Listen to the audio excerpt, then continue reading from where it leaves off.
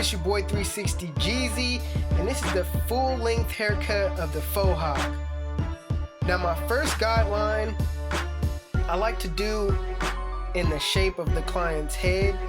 I'm using my Andis Slimline Pro Li's, and what I do is I take a step back and I just look at the client's head, and I notice that he has like this hook in the back of his head, not a dominant hook, but I just basically set my guidelines to the shape of his head, and I do it at like a curve. So right now I'm just using my Andis Slimline Pro Li. A lot of you are like, oh, you're gonna dole out your blade, but at the end of the day, it's $20 for a blade. I mean, how important is it to really use these when you can really shape the head the way you want? You know what I mean? With bigger clippers, it's harder to put a real dominant shape on your blend by using a big blade. So that's why I'm really using these Slimline Pro Li's, because I like to put real harsh like curves to my client's head. That way you know what your blend looks like when you see him out in the street. You're like, yeah, that's my blend right there. That's a 360 blend right there. So yeah, not a lot of barbers do this, especially in my area in Vacaville. Not a lot of barbers do this, so I like my blends to be distinctive. Plus, like I said, the blade is only $20. I mean, if you can't afford $20 to get you some new ones after they dole out, I mean, you need to cut more hair. I mean, cut more clients, do what you gotta do to get another blade, man. To me, it's not that deep.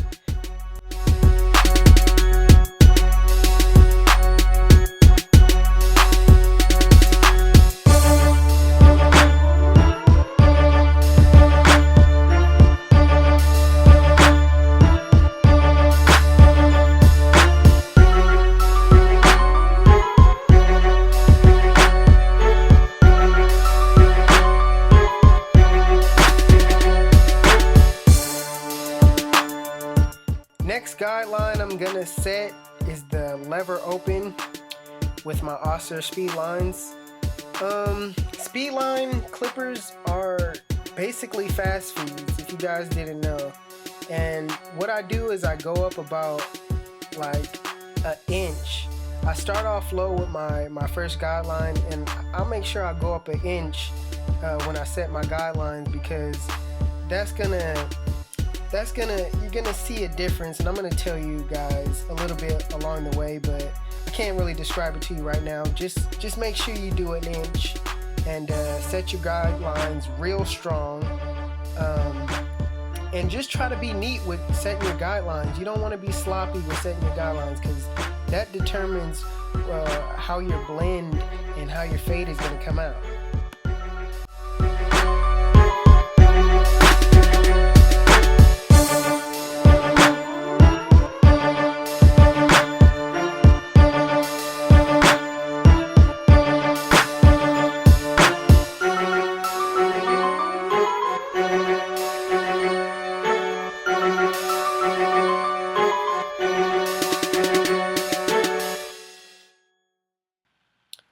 Next guideline is the one guard open with the Oster speed lines. Again, I'm just going up another inch, really being real distinctive on how neat and clean my guidelines are. Sometimes you guys gotta go a different way and go against the grain, as you see what I'm doing right now. Kind of going a different way. You gotta know which part of the hair is against the grain and with the grain, you know what I mean? So sometimes it's not always in an up motion. Sometimes you got to go sideways or the other way to kind of get the hair all even in that same length.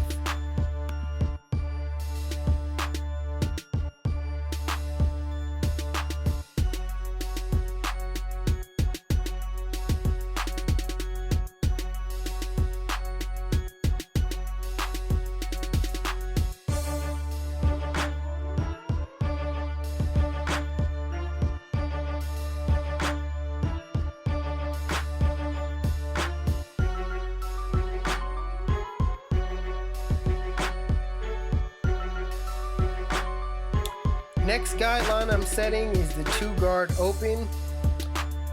Again, I'm doing the same thing, but this time I'm kind of going straight up. He has this kind of a straight hair texture, so I like to go straight up when it gets into the longer parts of the hair. I don't really dig in, because when you go straight up, it kind of naturally blends into itself. So that's the reason why you see me kind of going straight up.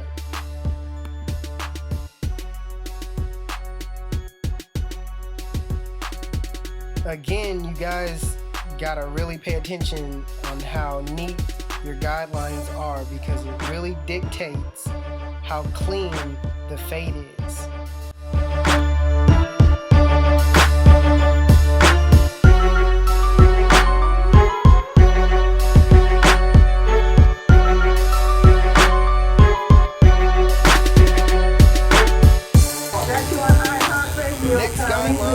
Zero guard close. Now, when you use this zero guard close, know that you're fading.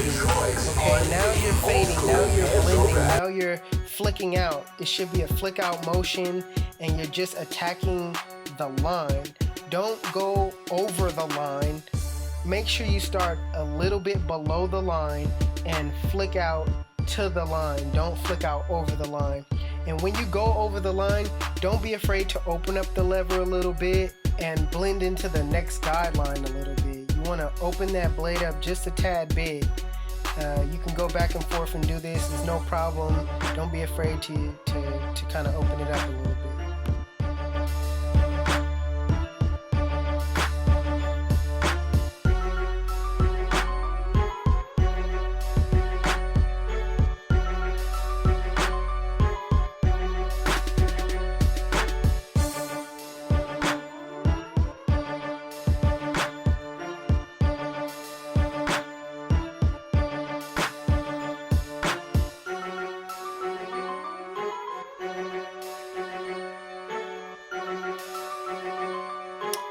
One thing I want to address too is when you do flick out and you're doing this blend motion, don't look at no other line but the line in the middle. Don't pay attention to the line on top and the line on the bottom. Just focus on getting out the middle line, because half of the time, once you get out that middle line, it's all gonna blend in anyway.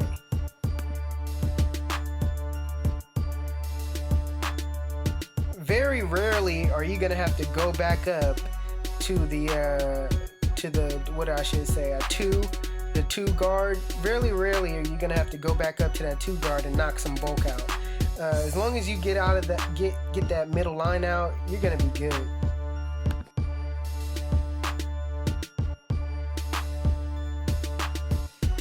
Next guideline is the lever closed. All right, make sure your clippers are 0 gap when you do this. All my clippers are 0 gapped. All my fast feeds are 0 gapped. And yeah, just make sure the same flick out motion that you use with the 0 guard closed is the same motion you use when you're flicking out this bottom line. Again, don't be afraid to open up that lever a little bit and go up into the next guideline just a tad. When you're starting out and you're trying to get this line out at the bottom, make sure you go below the bottom. Don't start at the bottom of the line. I mean, don't start at the line, all right? Start below the line and flick out. That way it's getting like the little hit. It's creating a blend instead of you like attacking it and then causing another guideline.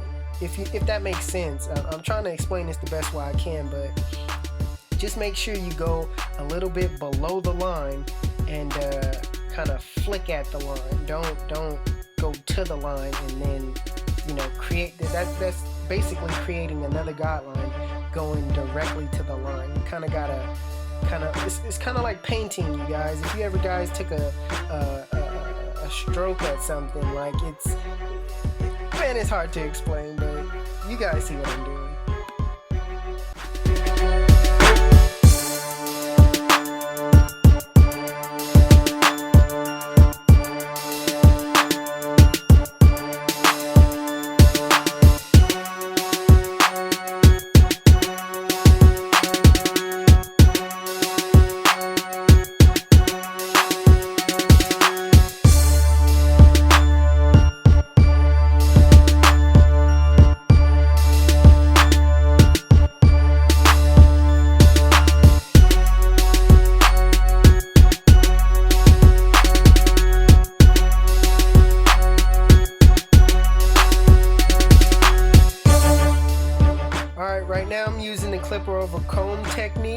And right now I'm just picking out his hair just to get the hair lifted off the scalp and just all the uneven hair to be able to stick out so I can do the clipper over comb. So I'm using the Wahl Magic clips right now.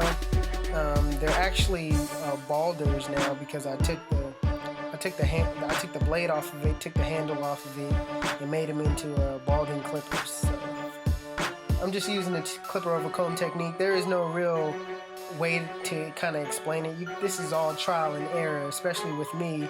It was all trial and error when I was trying to do the clipper over comb. It's all about angles.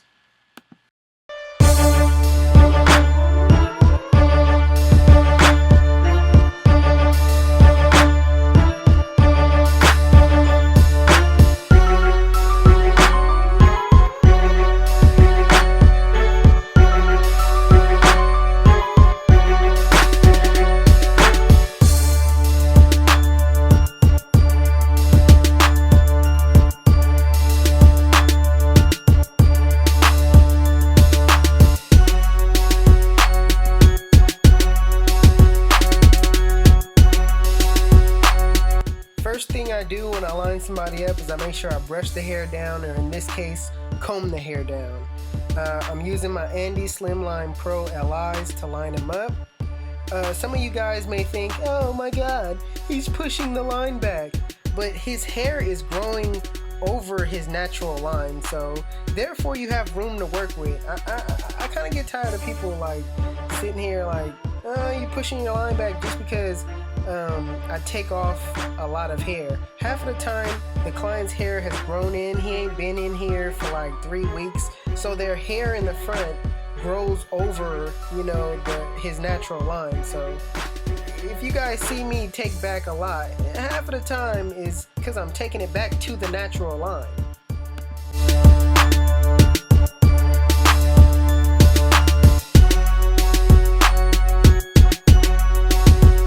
In this video, it's kind of hard to line this kid up because you gotta hold their head. You know, they tend to have that wobble head, you know what I mean? So it's kind of hard to line him up and kind of show you guys without my hand being in the way. But I think I'm doing a pretty good job by keeping his head steady and showing you guys what the lining process looks like on this type of cut.